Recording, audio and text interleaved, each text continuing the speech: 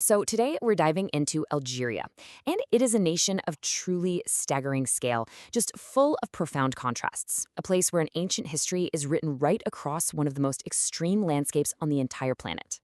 To really understand Algeria, you have to start with one incredible number: 80%. Just let that sink in. That's how much of the country is completely covered by the Sahara, the largest hot desert in the world. So that begs a huge question, right? How does a nation, and we're talking about the largest country in all of Africa, how does it build its identity, its economy, and its future when most of it exists on the edge of such a vast, harsh emptiness? Well, let's find out. We have to begin with the sheer dominance of the geography here. You see, Algeria isn't just a country that has a desert. In a very real way, it feels more like a desert that has a country. And the scale, it's just immense. At nearly 2.4 million square kilometers, Algeria is the 10th largest country in the world, and without a doubt, the giant of Africa. I mean, you could fit Germany, France, Spain, and the UK inside it, and you'd still have room left over. But the Algerian Sahara is anything but a boring, monotonous landscape. No way. It's a whole world of its own. You've got these vast seas of sand called ergs, and then you have these ancient stone plateaus that hold incredible secrets. And right from the heart of it all, the Hagar Mountains rise up, home to Mount Tahat, the country's highest point. But this incredible landscape is far from empty. For thousands of years, it's been a crossroads, a stage for the rise and fall of some truly great civilizations. The layers of history here are just so deep. Long before the country of Algeria even existed, this land was home to the powerful Berber kingdom of Numidia. Then it was absorbed by the Roman Empire, leaving behind these stunning ruins you can still see today. The Arab conquests in the 7th century completely reshaped its culture and faith. And then later, it became a key territory in the huge Ottoman Empire. And this is so crucial to understanding Algeria. Its identity isn't just a single thread. It's this rich, complex tapestry. Every single one of those civilizations left its mark, creating this unique cultural blend that really defines the nation, even today. So, despite that massive desert interior, the story of Algeria's people is overwhelmingly a coastal one.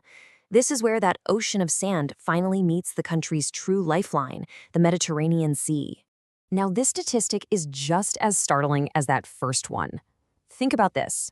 While 80% of the land is desert, a mind-boggling 93% of Algeria's population lives crammed along that narrow northern coast.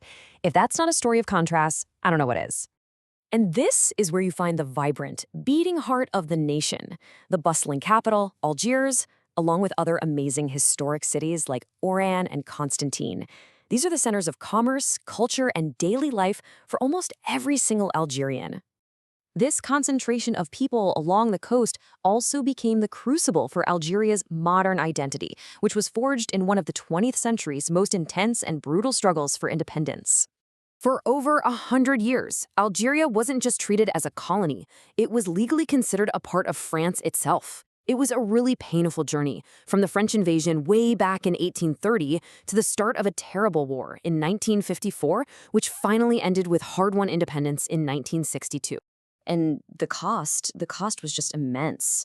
The war was absolutely devastating. It led to a massive loss of life, and it caused this profound demographic shift, with over 1 million European settlers leaving the country. It was a conflict that deeply scarred both nations and really defined Algeria for generations. So what's emerged from this epic, often tragic history? Let's take a look at the Algeria of today, a nation powered by massive natural resources and a young, dynamic population. When you look at the economy, it's really dominated by one thing: hydrocarbons. That vast desert holds incredible wealth. Oil and gas make up a whopping 95% of the country's export earnings. That's what funds the state and shapes its role on the world stage. And this gives you a really clear picture of where Algeria fits into the global economy. It's a critical energy supplier to its European neighbors. We're talking Italy, Spain, and its former colonizer France, while at the same time it relies on imports from manufacturing giants like China. So who are the Algerian people? Well, the population is young and it's growing. It has this fascinating dual identity, rooted in both Arab and indigenous Berber heritage. And the Berbers, of course, were the original inhabitants of North Africa.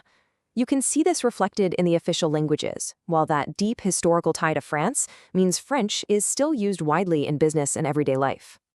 Now, as we start to wrap this up, let's go back to the country's name itself. In Arabic, Algeria means the islands. But you have to wonder, in a nation so dominated by a sea of sand, where do the islands come from? Well, the answer lies right there in its capital.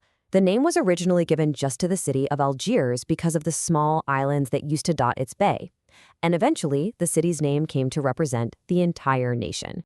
And you know what? It's the perfect metaphor. Algeria really is a nation of islands, in more ways than one. It's an island of dense, vibrant human life on the coast, completely surrounded by that immense ocean of sand. And scattered throughout that desert, you find oases and ancient ruins, perfect little islands of history in a vast sea of time. Algeria is, without a doubt, a country of immense potential, but also complex challenges. And that leaves us with one crucial question for its future. How will it balance the incredible wealth buried beneath its sands with the dreams and aspirations of its people?